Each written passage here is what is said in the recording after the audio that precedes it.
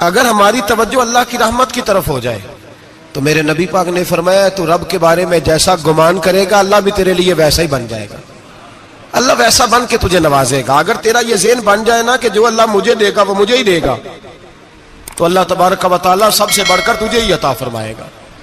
لیکن امید رب کرے اور امید رحمت کی، اس کے کرم کی، اس کی عطا کی. ہاں ایک پہلو ضرور سوچ کے رکھنا چاہیے اس موضوع پر. ساری دنیا نکما کہہ دے تو بیٹا ماں باپ کے نزدیک نکما نہیں ہوتا. باپ بیچارہ ایک غلطی بچہ کرتا ہے تو وہ جاتا ہے، دوسری کرتا ہے تو جاتا ہے، تیسری جگہ بھی اس کے حصے کی معافی مانگنے جاتا ہے، بڑا کچھ کرتا ہے. پھر ایک وقت آ ہی جاتا ہے کہ جب باپ مجبور ہو کے اخبار پہ اشتہار دیتا ہے کہ میں نے اسے آگ کر دیا ہے، اب میں اس کے سیاہ سفید کا مالک. کیا خیال ہے آپ کا؟ پہلی غلطی پہ ابا جی ایسے کر دیتے ہیں جی، دوسری پہ کرتے ہوں گے. کب کرتے ہیں؟ جب بولے جب حد ہو جاتی ہے. اور ایک دو اشتہار نہیں ہوتے. آپ سویرے اخبار کھولیں، اخبار کے اندر کے صفحات کا مطالعہ کریں تو شاید درجنوں اشتہار ہوتے ہیں آنکھ نامے کے. بھئی کس باپ کا دل کرتا ہے کہ وہ بیٹا جس کے لیے اس کی امید ہے کہ کل میرے بڑھاپے کا سہارا بنے گا وہ لکھ کے دے دے کہ میرا رشتہ ہی کوئی نہیں بیٹے کے ساتھ؟ کس کا دل کرتا ہے؟ اور پھر یہاں تک نہیں ہوتا بلکہ آپ قانون جاننے والے لوگوں سے کبھی پوچھیں، وہ آنکھ نامہ لوگ عدالتوں میں جمع کراتے ہیں، کہتے ہیں جی میں نے تو اخبار میں نکال دیا، میرا اس کے ساتھ کوئی تعلق، اماں کہتی ہے میرا کوئی رشتہ نہیں. کیوں؟ کب ہوتا ہے ایسے؟ جب بچہ حد کر دے. جب بچہ 1 2 3 4 غلطیوں پہ ایسا، اللہ بھی بندے کو سزا دیتا ہے، لیکن کب؟ جب بندہ باز ہی نہ آئے بندہ توبہ کرے ہی نہ، رجوع ہی نہ کرے، سوچے نہ کہ مجھے اللہ کی بارگاہ میں جانا چاہیے. ہم لوگ اپنا ایک ذہن بنا کے زندگی گزارتے ہیں، ایک ذہن بنا کے، بلکہ لوگ گناہوں کے نام بدل کے وقت گزارتے ہیں. ہم اپنے نفس کا بت بنا کے سارا وقت اسی کی پوجا پہ معاذ اللہ لگا دیتے ہیں. بس یہ ٹھیک ہے، یہ ٹھیک ہے اور یہ ٹھیک ہے، چوتھی بات صحیح کوئی نہیں. اسی کے اندر ہم الجھے رہتے ہیں میرے بھائی. رحمت الہی کا غلط تصور اپناتے ہیں. او میرے بھائی، کسی بندے کی مجبوری تو معاف ہوتی ہے، لیکن اگر کوئی جان بوجھ کے زیادتی کرے تو وہ معاف، اس کی معافی. جس بچے کو پتا ہو نا استاد کو کہ اس کے واقعی گھر میں فوتگی ہو گئی تھی، استاد اسے سزا نہیں دیتا. جس کا پتا ہو کہ واقعی یہ بیمار تھا تو استاد اسے کلاس میں کھڑا نہیں کرتا. جس کا پتا ہو کہ یہ زیادتی کر رہا ہے، جان بوجھ کے کر رہا ہے، استاد اسے ڈنڈوں سے مارتا ہے اور زیادہ مارتا ہے، کہتا ہے تو نالائق ہے، تو جان بوجھ کے کرتا ہے. میرے بھائی اللہ کی رحمت ہے، ہر ایک پہ برستی ہے، لیکن ایک بندہ کھڑا ہی ہو جائے رب کے مقابلے میں، وہ نہ نماز پڑھے، نہ مسجد آئے، نہ کوئی کام کرے، نہ وہ دین کی طرف توجہ کرے، نہ وہ کبھی اللہ سے استغفار کرے، نہ وہ کبھی جائز کام کی طرف توجہ کرے، ساری زندگی حرام کٹھا کرے، ناجائز کرے، تو اب تو نے حد کر دی.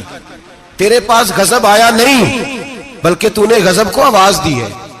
تو نے اللہ کے غضب کو، بولیے اللہ کے غضب کو، غضب ہونا اور ہوتا ہے اور غضب کو آواز دینا، بولیے غضب کو آواز دینا، ان میں فرق ہے میرے بھائی، یاد رکھیں.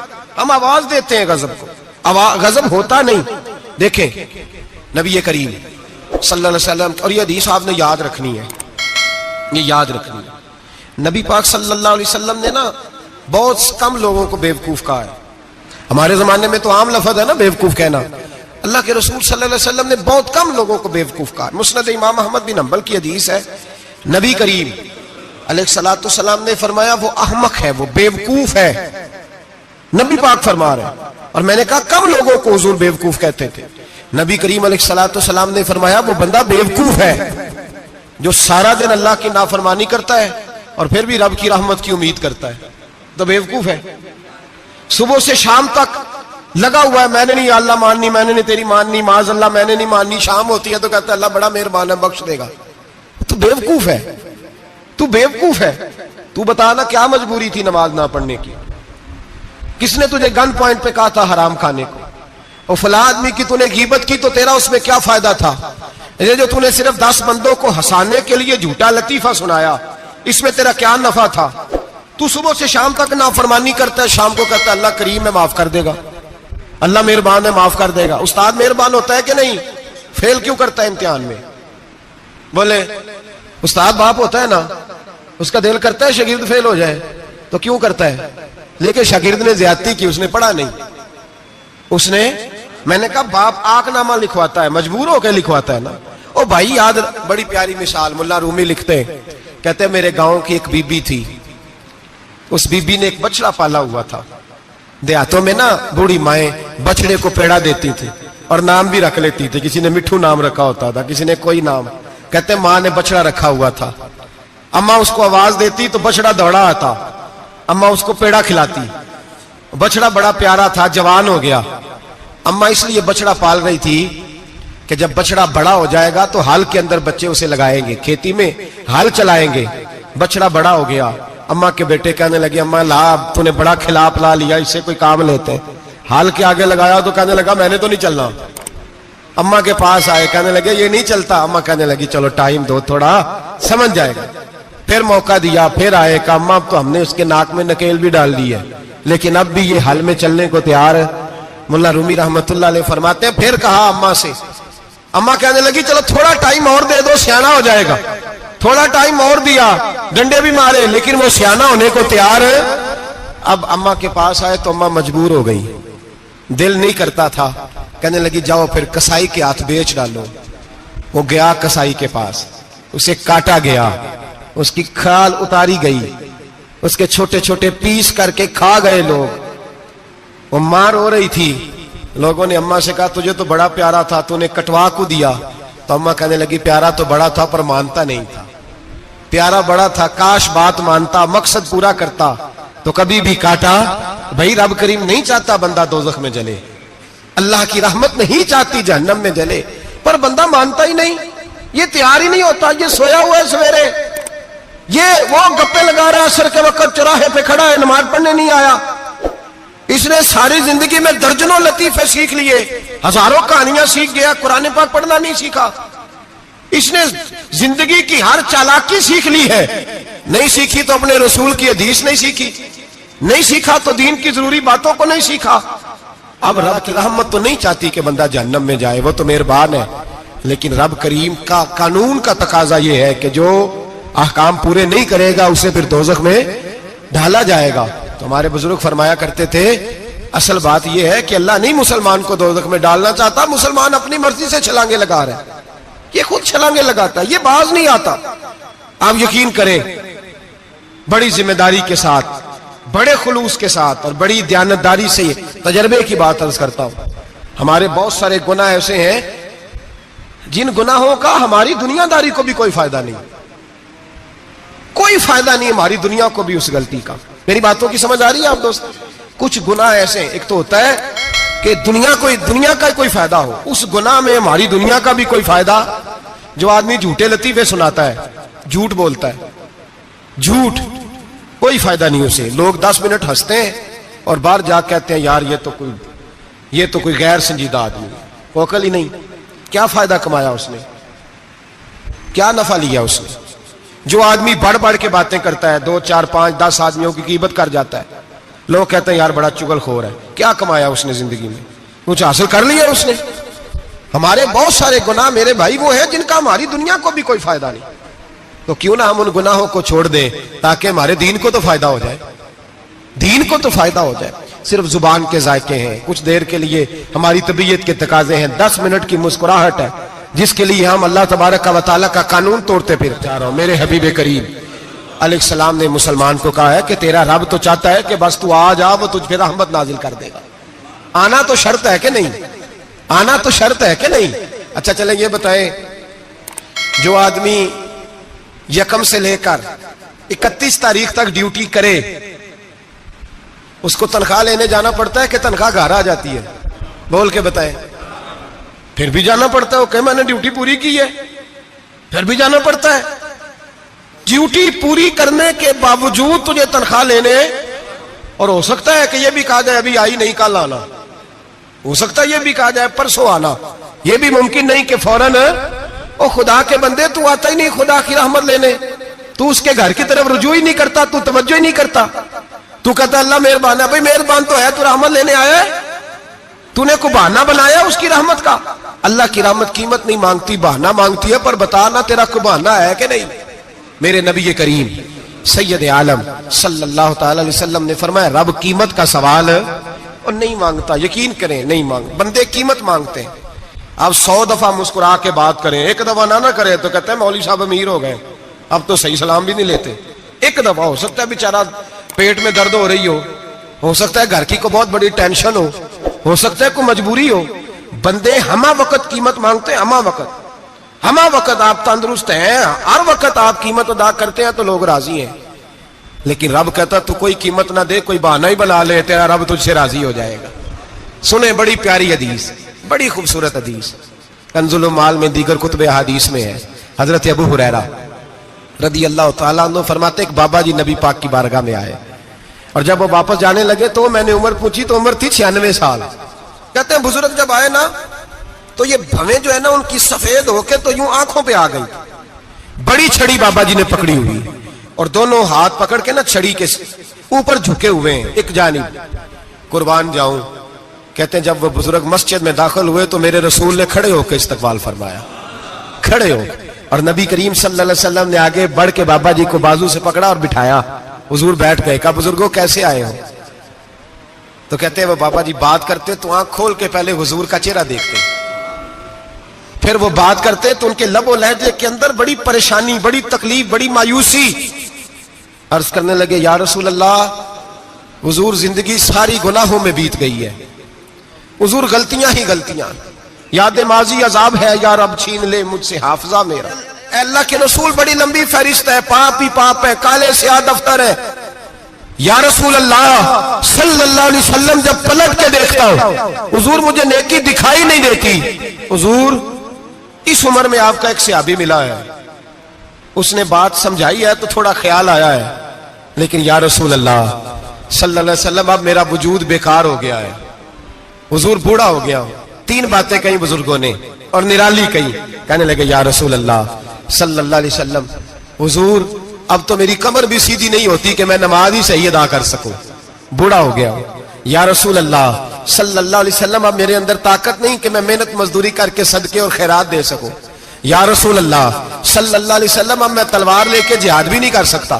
حضور نہ میں لمبی نمازیں پڑھ سکتا ہوں، آقا نہ میں صدقات و خیرات دے سکتا ہوں، محبوبہ نہ میں دین کے لیے کوئی جہاد کر سکتا ہوں. بیکار وجود ہے، بیکار وجود کو تو گھر والے برداشت نہیں کرتے، بچے دعا کرتے ہیں یا اللہ ابا جی کو پردہ دے دے، اماں کو پردہ دے دے. بیکار ہو گیا ہوں اور آج آیا ہوں تو مجھ بیکار کو میرا رب قبول کر لے گا؟ آج کلمہ پڑھوں تو بیکار ہوں، کسی کام کا نہیں، نہ نماز نہ صدقات نہ جہاد، قبول کر لے گا؟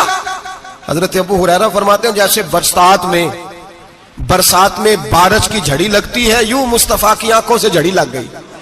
حضور کھل کے روئے، کھل کے. اور میرے حبیب پاک نے فرمایا بزرگوں بڑے مجاہد ہیں، دین کے لیے جہاد کرنے والے بڑے ہیں، رب کریم کو آپ کی تلوار کی اتنی حاجت نہیں.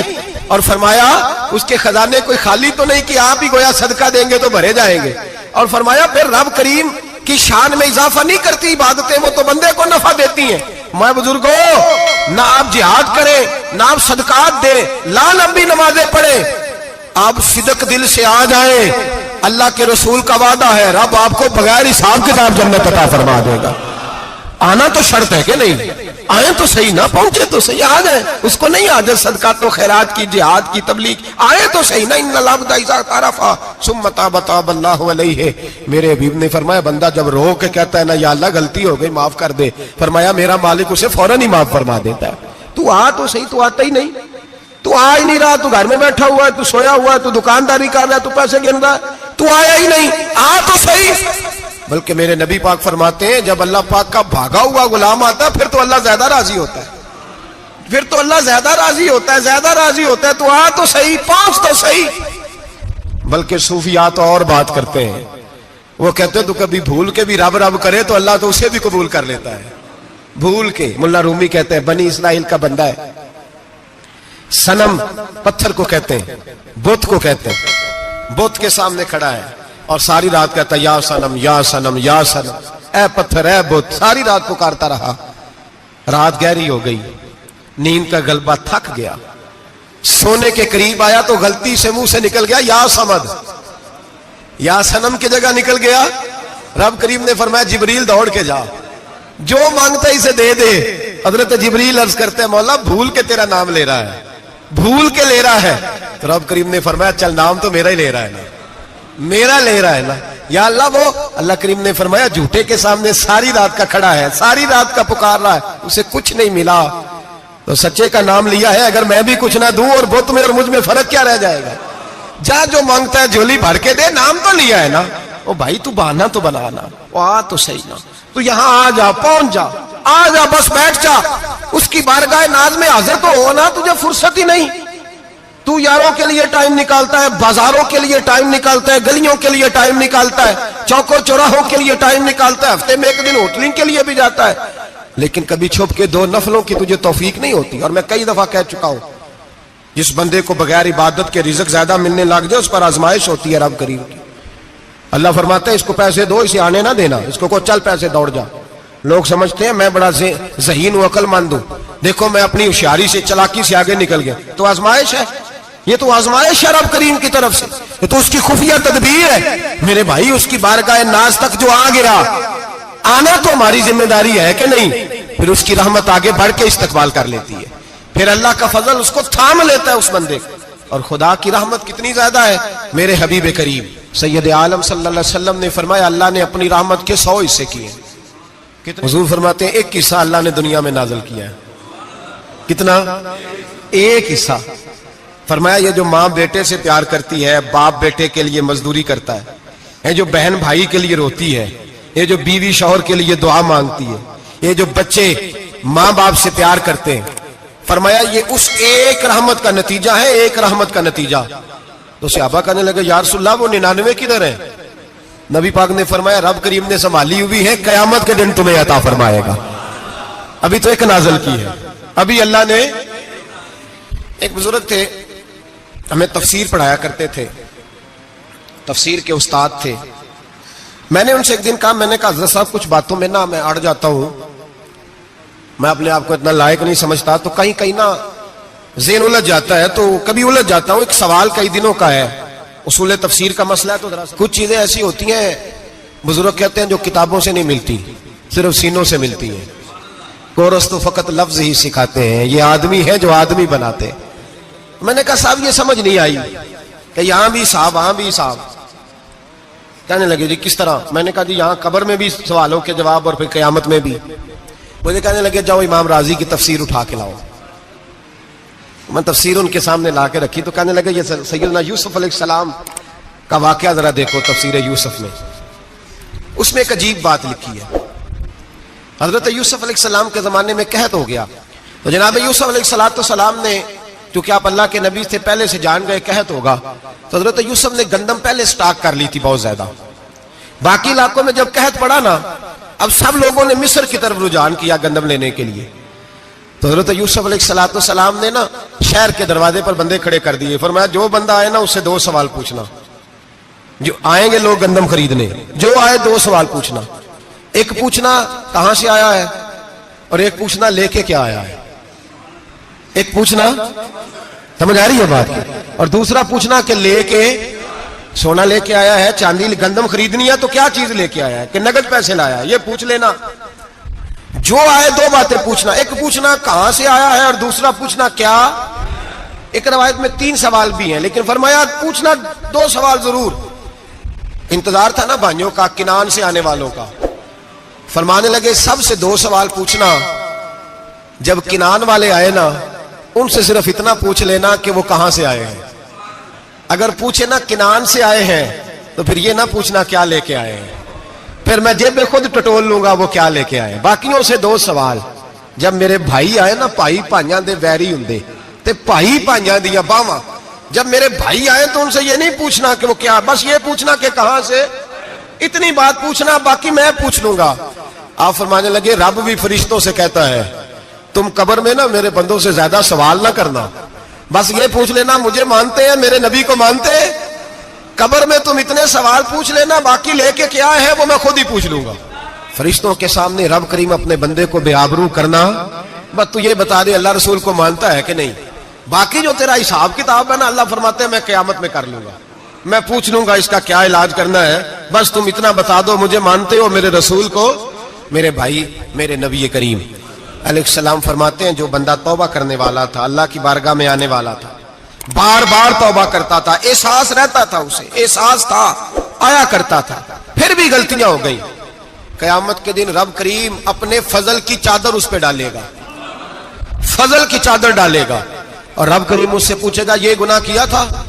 اور نبی پاک فرماتے ہیں اس نے بڑے بھی گناہ کیے، اللہ چھوٹے چھوٹے گناہوں کے بارے میں پوچھے گا، یہ غلطی کی تھی، یہ گناہ، بندہ ڈر رہا ہے، وہ کہہ رہا ہے پتہ نہیں سزا کیا ملے گی، کیونکہ دنیا میں بھی ڈرتا رہا، یہاں بھی ڈر رہا ہے، شرط یہ ہے کہ احساس والا ہو، آتا رہو، پھر بھی غلطیاں ہو گئی، خیال کرتا تھا، محنت کرتا تھا، نیک ہونے کی جدوجہد کرتا تھا، کوتاہیاں رہ گئی، یہ گناہ کیا تھا یا اللہ بھول گیا تھا، یہ گناہ کیا اللہ مجھ سے غلطی ہو گئی، یہاں بھی کیا تھا یا اللہ غلطی ہو گئی، نبی پاک صلی اللہ علیہ وسلم فرماتے ہیں چھوٹے چھوٹے گناہ اللہ دکھا رہا ہے اور اس سے کہہ رہا ہے یہ کیا تھا مانتا جا رہا ہے، رب کریم فرماتا ہے پتہ ہے میں تیرے ساتھ کیا کرنے والا ہوں، ٹانگیں کانپ گئی، یا اللہ پتہ نہیں، فرمایا میں تجھے ان گناہوں کے بدلے نیکیاں دینے لگا ہوں، ان گناہوں کے بدلے نیکیاں، نبی پاک فرماتا ہے فٹافٹ ہی بول پڑا، کہنے لگا یا اللہ میں نے تو بڑے بڑے گناہ بھی کیے، اگر تو نے گناہوں کے بدلے نیکیاں دے دیا تو میرے تو بڑے بڑے پاپ بھی ہیں، وہ دوسرے کدھر ہیں؟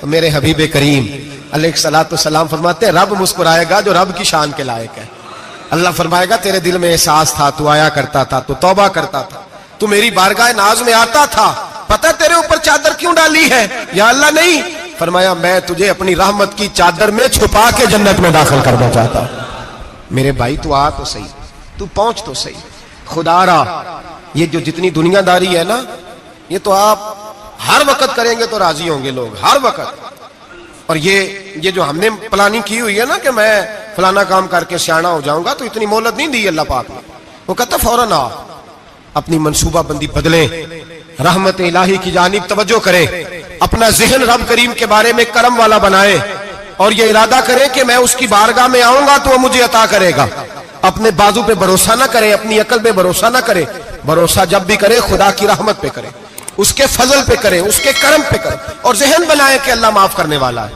ہمارے ذمہ یہ ہے کہ ہم اپنے گناہوں کا احساس پیدا کریں، ہماری ذمہ داری یہ ہے کہ ہم توبہ سچی اور کھری کریں، ہماری ڈیوٹی یہ ہے کہ ہم اللہ کی بارگاہ میں صحیح معنوں میں حاضری دیں۔ ہم توبہ بھی جھوٹی کرتے ہیں، بلکہ اگر میں کہوں کہ مذاق کرتے ہیں۔ شب برات آنے والی ہے نا، کس دن ہے؟ جمعرات کو شب برات آئے گی۔ کچھ لوگ تو خیر ویسے ڈٹ جاتے ہیں، کہتے ہیں ہم نہیں مانتے، وہ پکے لگے ہوئے ہیں، وہ کہتے ہیں نہیں عبادت نہیں کرنی چاہیے۔ میں نے کہا یار بس کرو، چھوڑ دو، اب اللہ کی عبادت کرنے کے لیے بھی تم سے سند لینی پڑے گی کہ مولوی صاحب اجازت دے، نفل پڑھ لیں، اجازت لینی پڑے گی۔ اور بندے بڑے سمجھدار ہیں، وہ کوئی سیاسی بندہ دوسری پارٹی کا آ جائے تو اسے مطمئن کر لیتے ہیں، کچھ بسرا دوسری جماعت کا مسئلہ پوچھ لے، کہتے ہیں مولوی صاحب پوچھ کے دساں گا۔ یہ موٹی سی بات ہے، شب رات کو کیا ہوتا ہے؟ عبادت۔ کیا ہوتا ہے؟ بول کے بتائیں، یہی ہوتا ہے نا، تو اس کے لیے سرٹیفکیٹ کی ضرورت ہے جی۔ والذین یبیتون لربہم سجدا وقیاما، اللہ فرماتے ہیں میرے بندے ساری رات گزار دیتے ہیں یا قیام کرتے ہوئے یا سجدہ کرتے ہوئے، اس کے لیے سرٹیفکیٹ کی ضرورت ہے؟ بڑی جلدی مسئلہ پوچھنے آ جاتے ہیں لوگ۔ ہاں، ایک وہ ہے جو مانتے ہی نہیں سرے سے، ایک وہ ہے جو بڑا عجیب مانتے ہیں، وہ کہتے ہیں شب رات ہے، چھوٹا گوشت ہی نہیں مل رہا دکان سے۔ بھئی شب رات گوشت کھانے کا دن ہے، حلوہ کھانے کا دن ہے شب برات، موج کرنے کا دیہڑا آ گیا شب برات۔ شب رات آئی ہے، پہلے کلو گوشت آتا تھا، 2 کلو لے لو، یہ کون سا طریقہ ہے شب برات منانے کا؟ اور پھر شب برات منائی جائے گی، معراج شریف سے پٹاخے چل رہے ہیں روز شام کو، چلتے ہیں نا؟ نہیں، میں کہ مینوں غلطی لگتی تسی بولے نہیں نا، چلتے ہیں پٹاخے؟ کون بیچتا ہے پٹاخے؟ ہندو، سکھ، یہودی؟ چلاتا کون ہے؟ کس نے کہا چلانے کو؟ اس میں کوئی کسی فرقے کا بھی اختلاف نہیں ہوتا۔ ڈرنا چاہیے اللہ پاک سے۔ اللہ جہنم کی آگ ٹھنڈی کرتا ہے، ہم جلاتے ہیں شب رات کو، رب فرماتا ہے ٹھنڈی ہوگی ہم جلا رہے ہیں۔ بچے پٹاخوں کے پیسے پڑوسی سے لے کے آتے ہیں کہ ہم سے لیتے ہیں؟ ہم منع کیوں نہیں کرتے؟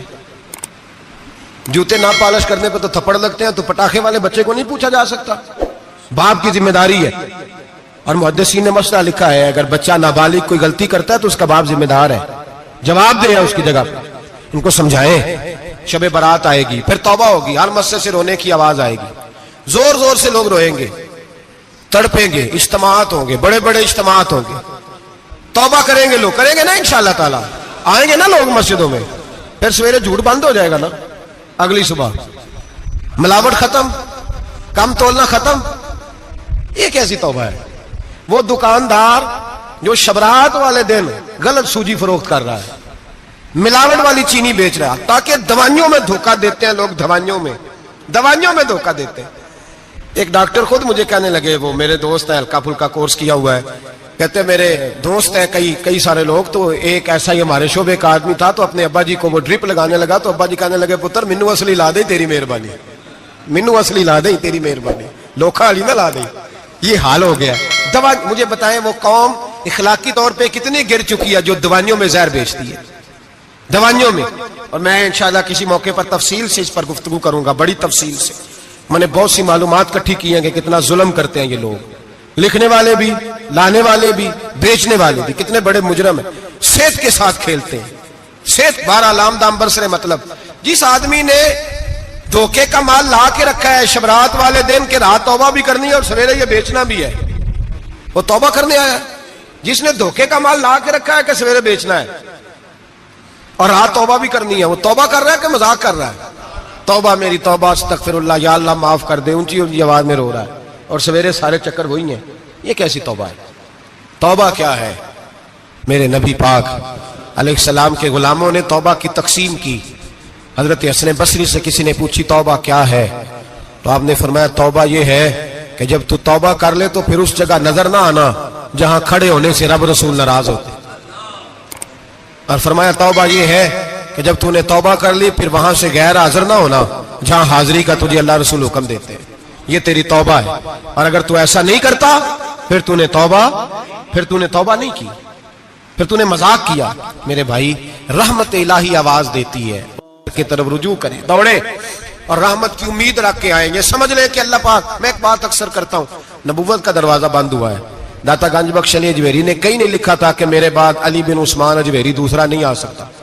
حضرت مجدد صاحب کہیں نہیں لکھ کے گئے کہ دوسرا مجدد الفسانی پیدا نہیں ہوگا. حضرت بہاءالحق نقشبند بخاری نے کہیں نہیں کہا کہ میرے جیسا ولی نہیں ہو سکے. بزرگوں نے کبھی نہیں کہا. تو جدوجہد تو کر. اقبال کہتے ہیں آج بھی ہو اگر ابراہیم کا ایمان پیدا، آگ کر سکتی ہے انداز گلستان پیدا. تو پروگرام تو بنا، آگے کی طرف تو سفر کر. میرے نبی کریم سید عالم صلی اللہ علیہ وسلم نے فرمایا تیرے آ جانے سے تیرا رب راضی ہو جاتا ہے.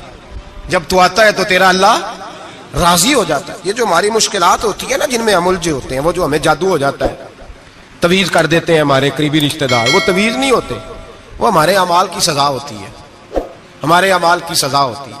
ہم وہ ڈھونڈتے پھرتے ہیں کہ بابا مل جائے پھونک مارے صحیح کر دے، حالانکہ وہ ہمارے اعمال کی سزا ہے. ہمیں اپنی تربیت کرنی چاہیے ہمیں. اور ویسے بھی دم درود تویز دھاگا میں اکثر کہا کرتا ہوں، میں کہتا ہوں میں نے کسی کتاب میں نہیں پڑھا کہ کوئی بندہ نبی پاک سے یمن سے دم کرانے آیا ہو کہ میں حضور سے دم کرانے جا رہا ہوں، مصر سے آیا ہو دم کرانے، شام سے دم کرانے آیا ہو. میرے نبی پاک کے پاس جو بھی آیا کرتا تھا نبی پاک کا دین سیکھنے آیا کرتا تھا.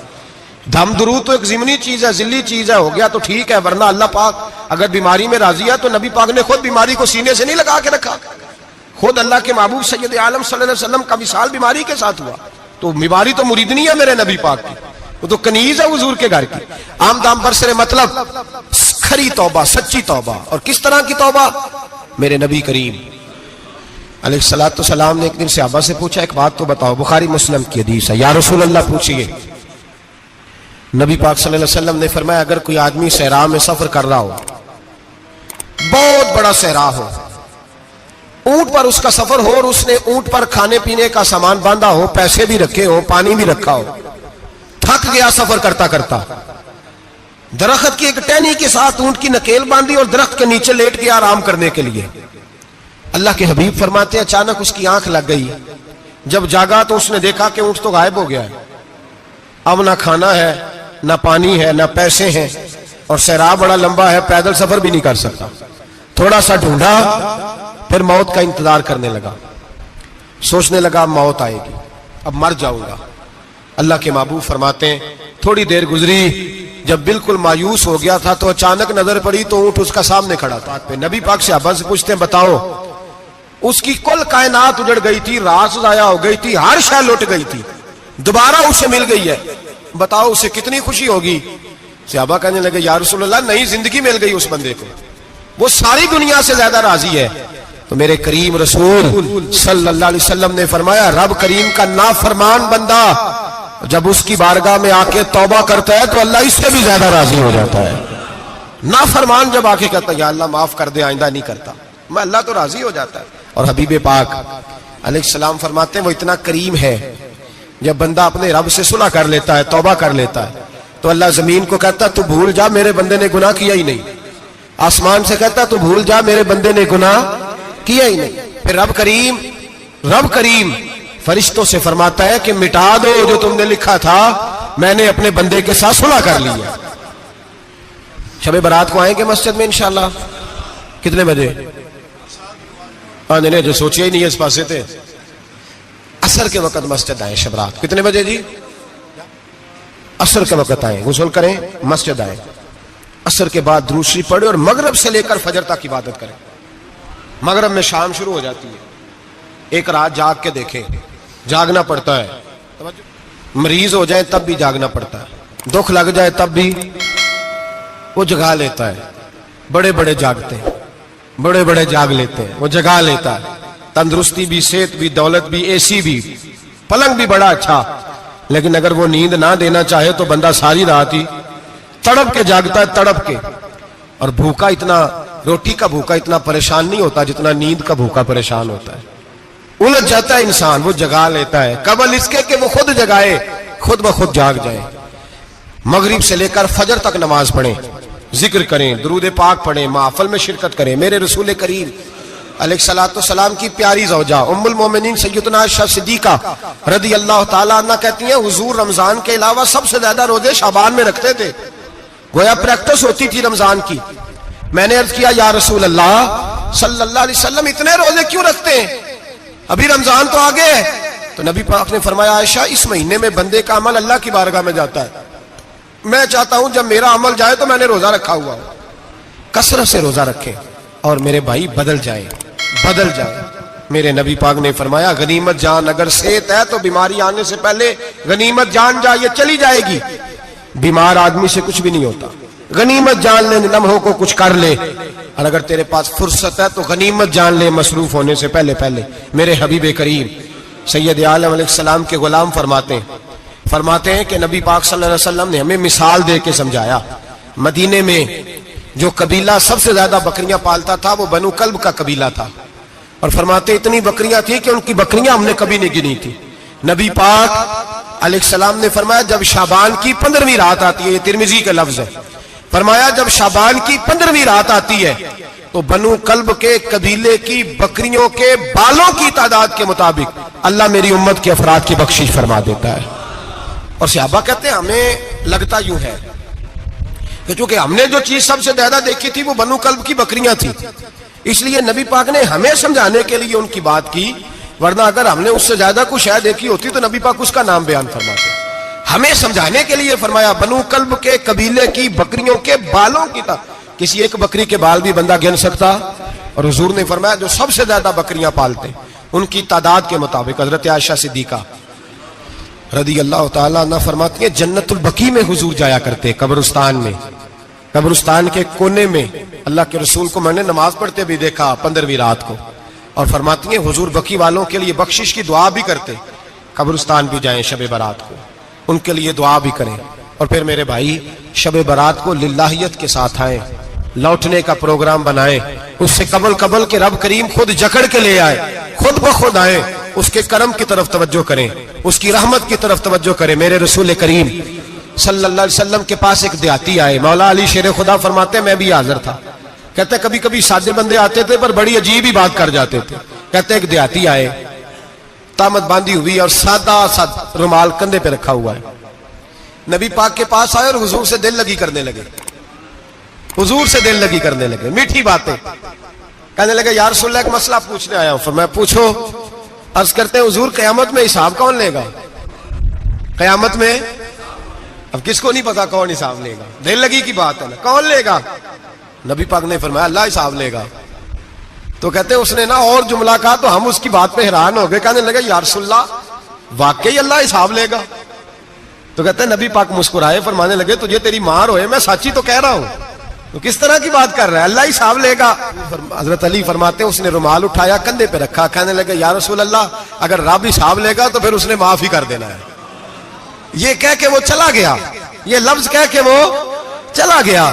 تو حضرت مولا علی کہتے ہیں میں نے حضور کا چہرہ دیکھا تو گلاب سے بھی زیادہ کھلا ہوا تھا, میں نے نبی پاک کا چہرہ دیکھا تو چاند سے بھی زیادہ روشن تھا. میں نے کہا حضور یہ کیا کہہ گیا ہے؟